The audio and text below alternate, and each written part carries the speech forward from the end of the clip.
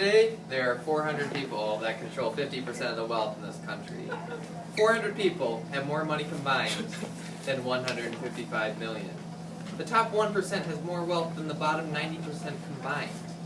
This is the inequality gap in America. This inequality gap is growing at an incredible pace. I want to alert you to this frightening problem in order that you feel, as I do, the need to make a change and do something about it. When people talk about fixing the inequality gap between the rich and poor in America, they liken it to class warfare. But guess what? The war already happened and the middle class lost. It smells good. How did we get to this point? The answer lies with the decline of unions in America.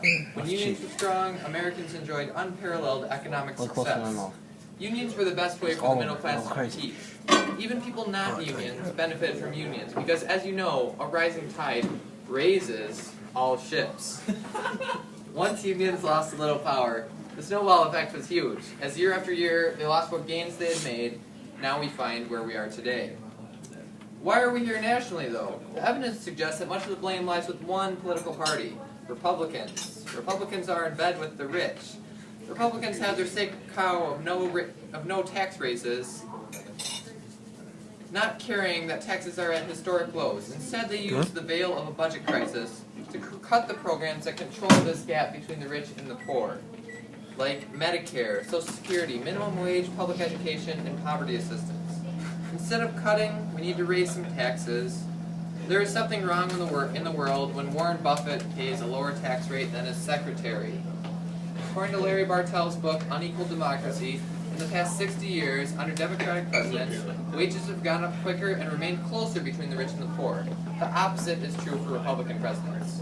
That means that under Democrats, we had less inequality and were richer.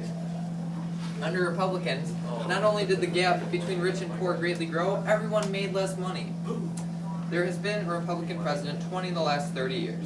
The inequality gap has grown exponentially under them as they have been harsh to unions, lower tax rates, and deregulated the financial markets. There is one solution to help solve this problem. Vote Democrat. As much as I like to rag on the Republicans, though, they are more of a symptom than a cause of the problem. The true cause is money in politics. Due to the Supreme Court's Citizens United ruling and the rise of PACs and super PACs, corporations spend now more than $3 billion annually on lobbying. This has become a plutocracy where power is controlled by the wealthy. The media propagates the idea of social mobility in the United States. They say, if you work hard and you do everything right, you can end up like Bill Gates and Oprah and be a billionaire. Well, guess what?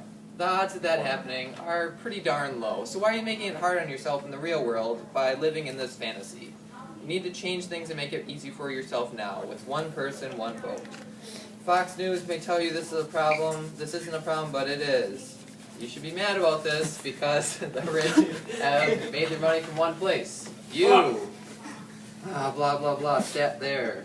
High levels of inequality are an historically bad brew. Other times with this much inequality were the 1890s and the 1920s, both of which were followed by severe economic downturns. Inequality of wealth was also a big reason for the fall of the Roman Empire. This is not good for the economy, not good for America. We want America to stay great. Don't let history repeat itself.